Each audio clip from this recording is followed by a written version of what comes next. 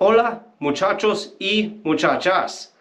Today I did a brake job on a 2009 to 2019 Toyota Corolla. That video will be out soon if it's not out already. This video is going to be on that video, or to piggyback to that video, on the tools and the consumables and how I get the torque specs for my brake job, or for that brake job. So 2009-2019 Toyota Corolla. What tools do you need to get that job done?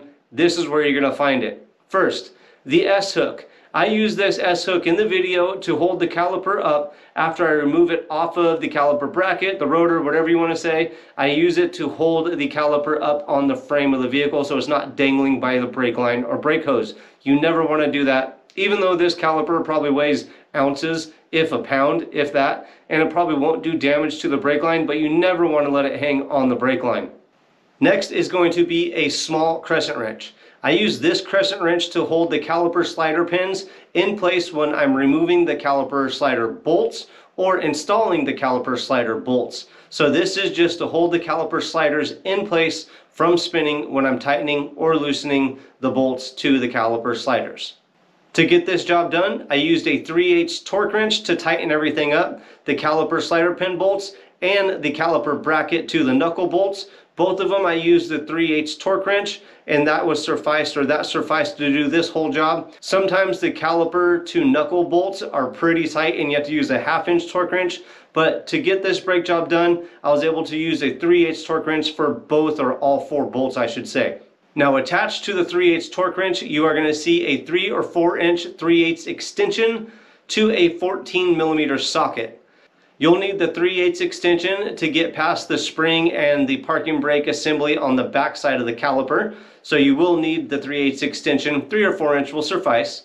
With that is going to be a 14mm socket. I'm using a shallow socket. I prefer to use a 6-point socket most of the time, but whatever socket you have will work. Now if you need any of the parts or consumables I'm showing you in this video, make sure you look for a link in the description below to purchase those. It helps me out a lot, so make sure you do that. And also, if you're doing a brake job on a Toyota Corolla, make sure you check out the video library. I'm uploading a video, if it's not already there, of doing the complete brake job, which includes the tools that we use as we go and also the torque specifications when we tighten everything up. So make sure you check out that video in my video library. Next, you're going to need a 3/8 socket wrench. This is what you're going to use to loosen up the caliper slider pin bolts and loosen up the caliper bracket bolts. 3/8 socket wrench, doesn't matter the name, brand, or anything, just as long as it's compatible with all the other tools that you're using.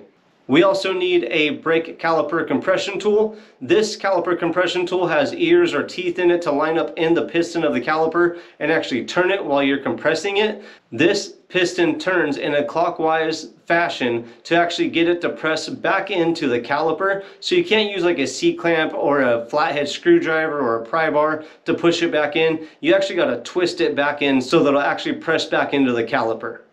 I almost forgot one last tool, and that is a wire brush. You will need a wire brush or an abrasive pad to clean the hub before you put the new rotor on. So wire brush or abrasive pad, either one will get that job done. Now you might be wondering how I get my brake specifications or my brake torque specifications, and this is how. I use a motor guide book. This book right here, I have a bunch of motor guide books. I love motor guide books. Lately it's been saying Matco on them, so I assume Matco bought them out. But the motor books, this is the brake specification and bleeding guide book. This gives you everything you need in it. So all the brake specifications, everything for the caliper to bracket, the bracket to knuckle, everything. You're going to need some more consumables. The brake grease to lube up the slider pins, your actual brake pad set with the hardware kit included, and the rotors. So if you have everything I list in this video setting aside and you have the car next to you, you're going to be able to get everything done.